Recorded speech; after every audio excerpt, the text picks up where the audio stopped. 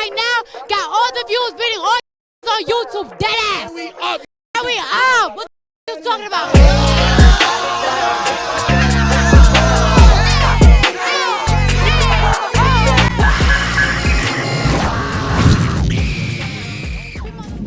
New York is a war zone right now, with a 60% increase in overall crime and 30% increase in murders this year. In less than a 5-year period from when New York crime was at an all-time low in 2018 to 19. And all eyes are on the north of the city, the Bronx. So guys, before I get into this video, I've partnered up with Atlas VPN to give you a deal of a lifetime. Now I'm sure most of you know what a VPN is, but for those that don't, it pretty much allows you to browse the internet through an encrypted tunnel, which protects you from spying, public Wi-Fi dangers, and also hides your IP address and your online activities. Not only that, but it also allows you to browse the internet in different locations, allowing you access to Netflix, Amazon Prime, and Disney Plus content which is not available in your country. I know the UK Netflix can be quite dead. With Atlas VPN, you can switch your device's location to Canada and then gain access to films like Harry Potter, The Avengers, and Lord of the Rings. Movies which you can't watch on UK's Netflix. I personally use this service to tap into specific websites which are only available in certain countries, which helps me with my research on videos. Right now, Atlas VPN is running a huge discount. You could get a 3-year subscription for just $1.99 a month, and if you're not happy, you get a 30-day money-back guarantee. Get your deal by clicking the link in the video description below, or search in your search bar get.atlasvpn.com/kidnerd. Let's get into the video. Now, the Bronx is known for a lot of different things. Hip-hop was born there, and is also home to the Yankee Stadium, but it's also the poorest borough of New York and has the highest crime rate. Unlike other parts of New York, the Bronx hasn't really been developed and gentrified too much, with old crime-ridden blocks kind of being neglected, while a lot of New York's other boroughs, like Manhattan and parts of Brooklyn, have been cleaned and built up. Now recently, all the attention in the rap game has been circulating in the Bronx. The drill scene has been popping off over them sides, with teenagers from the poorest and most dangerous blocks in the Bronx becoming stars almost overnight, with a new style of drill music using faster paced UK drill beats with crazy dances and demonic lyrics. The top stars on the scene right now have to be two artists called Dthang and K-Flock, and the weird thing is these two are actually cousins, and to make it weirder, they're also ops, with Dthang coming from the infamous housing project called the River Park Towers, which are a set of 4 big apartments on the south side of the Bronx, which are also the biggest buildings in the whole of the Bronx. Dthang's gang is called RPT, which is short for the River Park Towers complex, but RPT is part of an even bigger gang called the YGs, which is an alliance between RPT and a few more blocks in the Bronx. Dthang's cousin K-Flock is in a gang called Southside or DOA, and they beef the YGs and pretty much every other block in the south of the Bronx, including another gang called the OGs, who are from a housing complex called Cortlandt T Avenue, which is home to another 2 big rappers from the borough called B-Love and Shawty K. But the OGs from Cortlandt T used to actually be part of the YGs gang until they fell out and then started the OGs movement. Same way OGs used to actually be linked up with Southside until a recent dispute. An affiliate of the OGs and Southside called E.Baby went on Instagram live smoking with Southside's ops. Instantly, Southside rapper K-Flock took the Insta live, stating that he's not messing with E.Baby, and anyone that's with E.Baby can get caught in the crossfire.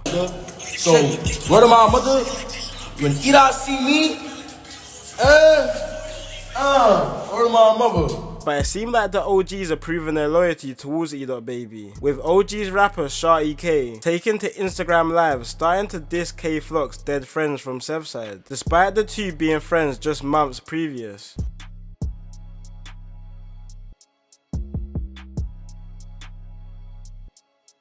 But this also puts fellow OG's rapper B-Love in a weird position. B-Love actually used to live on the same block where K-Flock lives until he moved to Cortlandt T Avenue, and it seems that B-Love is still friends with his childhood friend K-Flock, despite both of their gangs now beefing. So as you could probably tell, the gang politics in the Bronx is quite confusing, and it could be a bit unclear on who has problems with who. But one thing that is clear is that both the OGs and Southside do not like the YGs, and this is something which is not new. It all kicked off on April 16th, 2012, after the OGs from Cortlandt T Avenue broke off from the YGs. YG members were out drinking when they got into an argument about who was putting in the most work for the gang. The argument got personal and certain members wanted to prove themselves. So after drinking, they all went to the OGs territory to look for OG members. They eventually spotted a 16-year-old OGs member called Noah Bala and approached him. 20 YGs members then proceeded to grab Noah and started to brutally stomp him out right outside his apartment building, fracturing his bones and leaving him dead. This murder really kicked stuff off in the Bronx, but anywhere that a murder like Noah's happens, police are never far behind in New York. Now, New York's police force, the NYPD, are the kings of gang takedowns and indictments. They are very good at letting gangs believe they're getting away with their activities, but the whole time they're watching everything. And that's exactly what the feds were doing to the YG gang. After the murder of Noah, the police set up a 3-year investigation on the YGs, using CCTV and undercover officers to track any drugs they sold in the streets and any altercations they were getting into with rival gangs. In late 2015, the feds decided it was time to close in on the gang, and they arrested and charged 22 members of the YG's gang on racketeering charges and the violence they were bringing to the streets, which included 3 murders and 30 non-fatal shootings. This was a big blow to the YG's gang, but this wasn't the end of the gang completely. It was time for the younger members of the gangs to step up. Recently, with the rise of drill music in the area, guys have been on some wild stuff. The last few years has been a lot of bloodshed in the Bronx, and with more indictments throughout the years, taking down a lot of older figures in the Bronx, the streets were left with a bunch of kids running around, continuing the gang politics their older counterparts left them with. And it's like what the younger generation like to do nowadays. They were making sure the whole of social media was seeing what's happening on the streets. On April 7th, 2020, a YG's rapper called Woo Lotti and his friends were lurking on a gang linked to the OGs called the OYs, when a 28-year-old called Williams Hopton went and rented a zip car in Harlem and then proceeded to pick up 3 members of the OYs gang, who again are affiliated with the OGs. The OYs members started to drive around Harlem packed with brooms and knives looking for Woo Lotti until they reached West 154th Street and spotted the 17-year-old YG's member called Woo Lotti at 12:50 AM. The OYs members proceeded to jump out the rented zip car and started to chase Woo Lotti. Woo Lotti tried to make a run for it, but he tripped over and was ultimately stabbed and beaten to death. And while all of this was going on, a 16-year-old boy who was part of the attack was filming it all for Snapchat, screaming, "Stop running, Woo Lotti."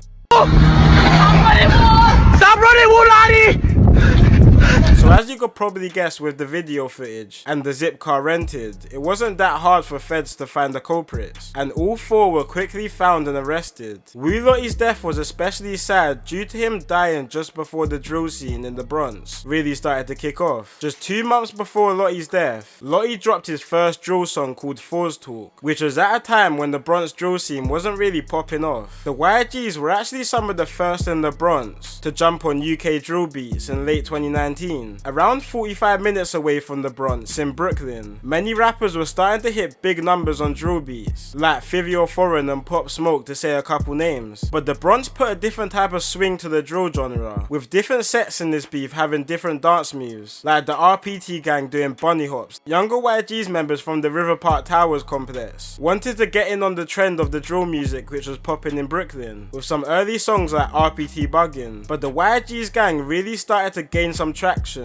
when a YG's rapper called Dthang dropped his first solo track called Caution, which at the time was one of the rudest drill songs to come out the Bronx. This came months after his cousin from the other side of this feud, K-Flock, dropped his debut song called FTO, and both artists were starting to hit serious numbers, running up millions on each song, and all attention in New York was starting to shift towards the Bronx. This came during the summer of 2020, and with the rise of drill songs in the area, also came with the rise of violence. And 2020 proved to be a deadly year for the whole of the Bronx. After the death of Woo Lotti, the streets were starting to get hot. 2 months later, a 20-year-old from a completely different separate gang in the Bronx was sitting in the back of a cab around 2 blocks away from his block. A white BMW pulled up next to the cab and started firing into the back of the car. The man hit was a guy called Ty Benji, and he was from a block called the McKinley Houses, a block which has beef with the majority of the south of Bronx. So it's not even clear who committed related the shooting, with the YGs and the OGs both mocking Ty Benji in their songs. Ty Benji was put in intensive care, and he was being treated in a medical center near where he was shot. But while Ty Benji was being treated for his wounds, 2 days later, an opposing gang to Ty Benji's set also suffered a loss. The OGs gang were having a barbecue on Davison Avenue when shots were fired into the crowd, when a stray bullet hit a 17-year-old who went by the name B Diddy in the neck, which killed him. B Diddy grew up around members of the OGs gang, but he was actually never involved in the street life. He was actually a very talented and highly sought over basketball player. He graduated high school just a few days before his murder, and just hours before his murder, he was in talks of one of the best basketball colleges in the whole of the country. But despite his non-involvement in the streets, this didn't stop rival gangs to the OGs taunting his death in songs, with YGs regularly mentioning him in drill tracks. 2 days later, stuff wasn't looking good for Ty Benji also. While still receiving treatment, his health was starting to take a turn for the worst. Sadly, he was pronounced dead 2 days later after he was shot. These two murders so close together sparked a complete war throughout the south of the Bronx in the whole of 2020, with bodies dropping throughout the whole of the year. And with the rise of violence, also came with the rise of the attention on the music. But despite K-Flock starting to build an opportunity for himself outside the streets, he was still making it clear he was still knees deep in the streets, with him constantly insta-living himself, spinning ops blocks, recording himself running down YG's members, which was seeming like a trend in the Bronx, to record themselves committing these crimes. Go! Hey, buddy. Yo, bro, hop back in. Hop back in. It took. Oh! Matter of fact, take a left and go through this. They know somebody over here, bro. Bro, we just...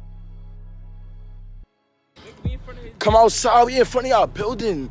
Look. We in front of our building. But soon in 2021, K-Flock's life would take a turn for the better. After the recent successes in his songs, it was clear he was a big star in the Bronx. It was rumoured that K-Flock had signed a multi-million record deal with Capitol Records, and it wasn't hard to see that K-Flock had just signed a big deal, with him flexing on his socials with a new bust-down carti and chain, while driving new foreign cars throughout his hood. But in 2021, while K-Flock was moving up in the world, back at home in the Bronx, the war was starting to get worse. Less than a few weeks before K-Flock took the deal, another member of the YGs called Ty Swish was shot dead inside his apartment block. And only 4 days after this, a member of K-Flock's gang called J-Rip K was also shot dead. The most shocking thing about this murder was that J-Rip was only 13 years old. Reports from police say that the possible motive for J-Rip's killing was due to him possibly having a role in the murder of Ty Swish, with J-Rip allegedly being on the site of the murder when it happened. 2 16-year-old YG's members were wanted for the murder of J-Rip K, one being a rapper called Rajiz. But before the feds could get to Rajiz, the ops got there first. 9 hours after the murder of J-Rip, Rajiz got into the back of a cab on his way to a recording studio. When the cab got to East 178th Street, the car got stuck in traffic. This is when 2 boys pulled up next to the cab in a scooter and let off shots into Rajiz, killing him instantly inside the cab at 16 years old. Southside rapper K-Flock is seen constantly reminiscing on his younger friend J-Rip in his lyrics and on social media. K-Flock is even seen running to J-Rip's aid after hearing he was shot and collapsed at a local restaurant. But unfortunately, it was all too late. After his friend's murder, K-Flock started to elevate in his music, dropping hits after hits, which seemed like a dedication to make it out the Bronx streets. But even despite signing a multi-million-dollar deal, it seemed like his heart was still in the streets, still videoing himself touring his arts block and arguing with rival YG's members on Insta Live. And in December 16th, 2021, this got him into some serious deep trouble. Wearing the Moncler jacket and some Amiri jeans, a masked up man starts to post up on his arts block in Sugar Hill, territory of the Old Wise gang. The masked up man then proceeds to FaceTime his ops, letting them know that he's on his block. And while he's walking through the block, he's confronted by a man who spots him in a barbershop. An argument breaks out and the man is shot in his neck and back and later dies in hospital. K-Flock was actually identified to be the alleged masked up man and the shooter in this case. And on the 23rd of December, K-Flock actually hands himself into police authority after being wanted for the murder. I'm not gonna go too deep into his case because obviously it's still ongoing, but hopefully he is innocent. And on the other side, K-Flock's op cousin and YG's rapper Dthang was also in some big trouble as well. He's currently locked up for 21 different criminal charges stemming from gun possession and drug drug charges. And if he's found guilty for most of the charges, he's looking at a long time in jail. Now, K-Flock and Dthang are both sitting in the infamous Rikers Island jail complex, known for its poor conditions and violence. It's also a jail that most people who are awaiting a trial in New York go to. A lot of different gangs are situated inside the prison, which causes a lot of violence. K-Flock and Dthang even bumped into each other and got into a little situation while locked up. And after the situation, both dropped freestyles dissing each other through prison phone lines. K-Flock states that he jumped Dthang. I walked in the spot up on hot. DD walked in the spot and got hot. I'm in jail now, such a big chunk, get poked in the lung, everything we gon' bother. But Dthang states that K-Flock is lying. K-Flock, why you locked on the net? Cause son, I got hot me, you know that cat. And for one, we gon' get to the fact you saw me face to face and you wasn't on that. Like, stop the lying and we clip hours and I start firing.